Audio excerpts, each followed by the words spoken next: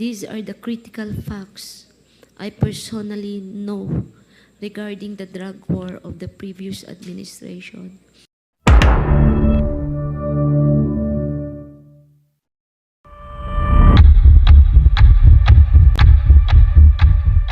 Umaman na si Royina Garma. Tungkol, SA, War on Drugs at Tattoo Palaang.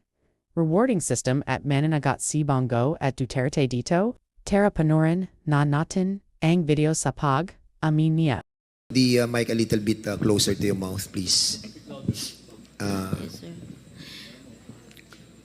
During these hearings, I was asked several questions concerning my knowledge or involvement in the deaths of 3 Chinese inmates at the Davao Penal Colony and the death of General Wesley Barayuga, all focusing on the alleged extrajudicial killings of the aforementioned individuals. I was also questioned about my relationship with the former president, as well as my career as a police officer and my tenure as a GM of the Philippine Charity Sweepstakes Office. Throughout the hearings, I answered questions from the committee based on my personal knowledge. However, I did so with great apprehension as I recognized that my statements on national television could significantly endanger my life, the safety of my family, and other close to me. After considerable reflection, I am now executing this affidavit to provide a comprehensive information to the Quadcom regarding everything I personally know about the war on drugs during the former administration. On May of 2016, I received a call from the then President Rodrigo Duterte at approximately 5 in the morning, instructing me to meet him at his residence in Doña Luisa, Davao City. I was already acquainted with then Mayor Duterte, having served as a station commander in one of the police stations in Davao during his tenure. During our meeting, he requested that I locate a PNP officer or operative who is a member of the Iglesia ni Cristo, indicating that he needed someone capable of implementing the war on drugs on a national scale, replicating the Davao model. The Davao model referred to the system involving payment and rewards. The Davao model involves 3 levels of payments of rewards. The first is the reward if the suspect is killed.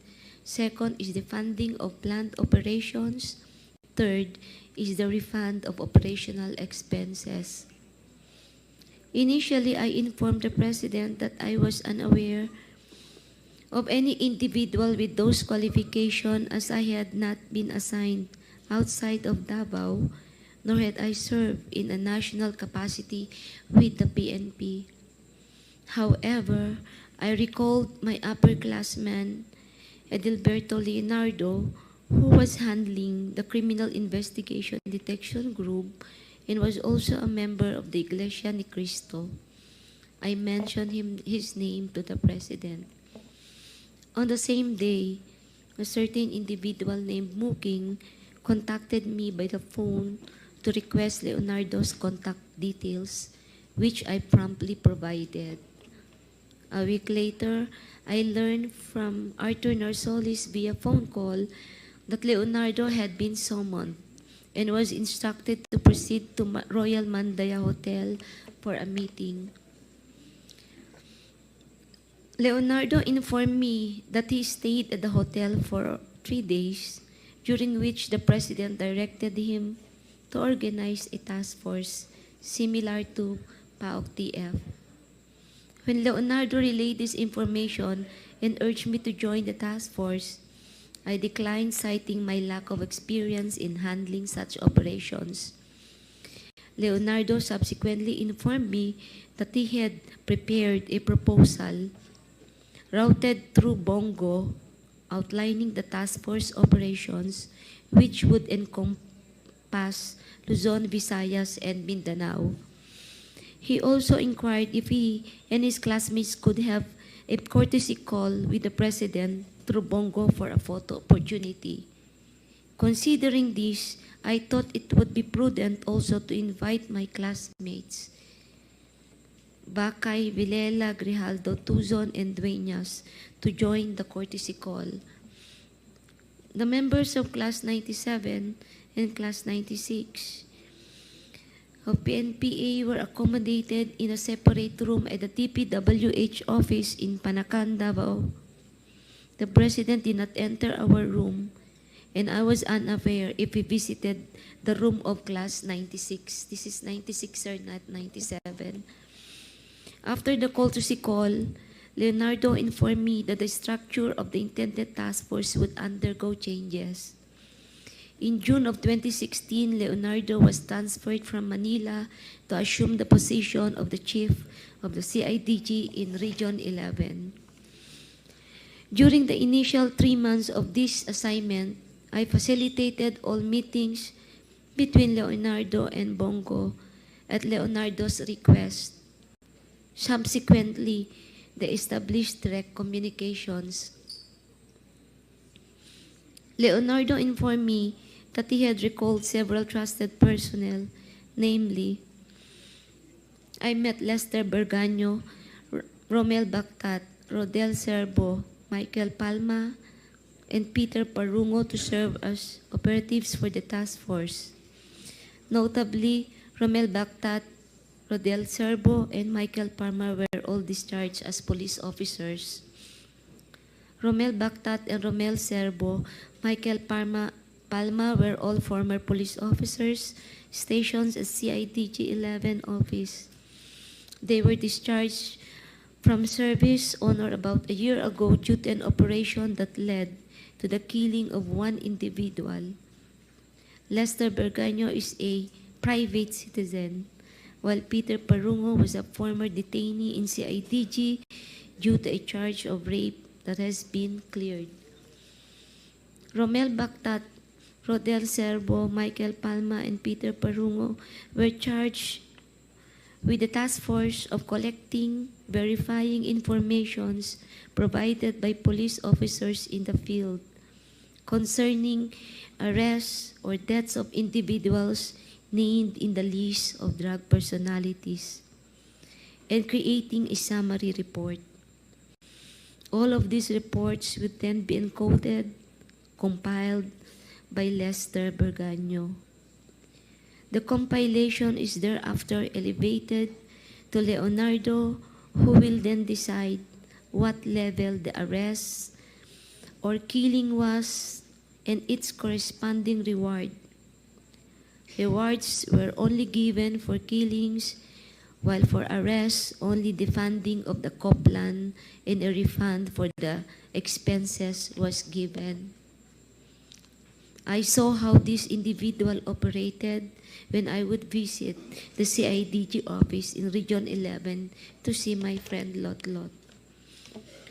He also conveyed to me that the task force would be structured differently, in that he submitted a document to Bongo detailing the task force operation, including an overview of the current drug landscape in the Philippines.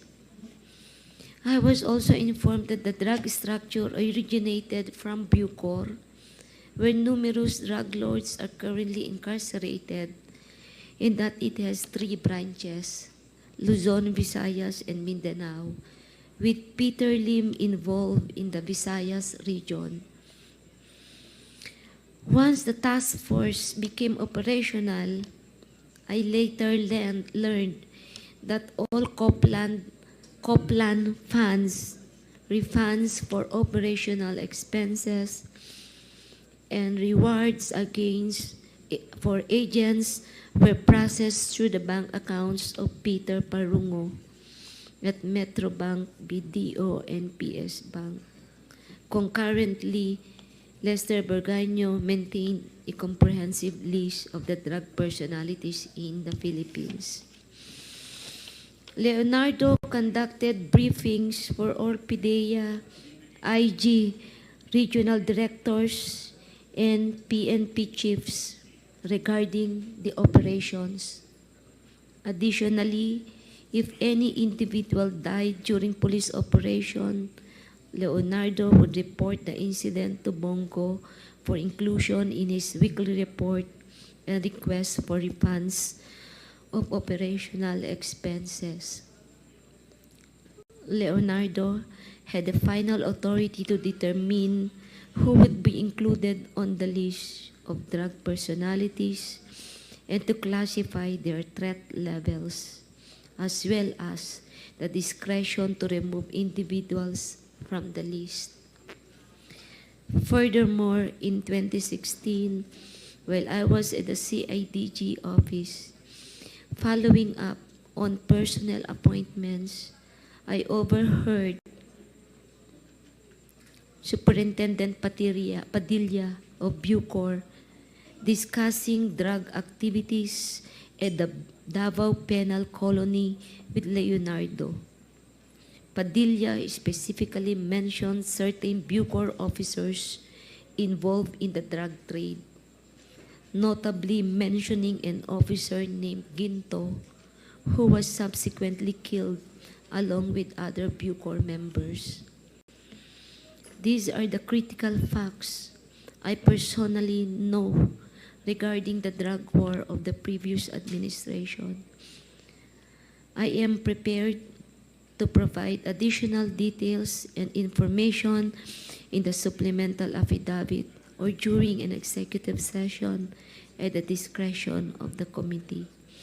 I affirm the truthfulness and accuracy of the above statement to assist in the investigation by the Joint Committee on Dangerous Drugs, Public Order and Safety, Human Rights, and Public Accounts of the Honorable House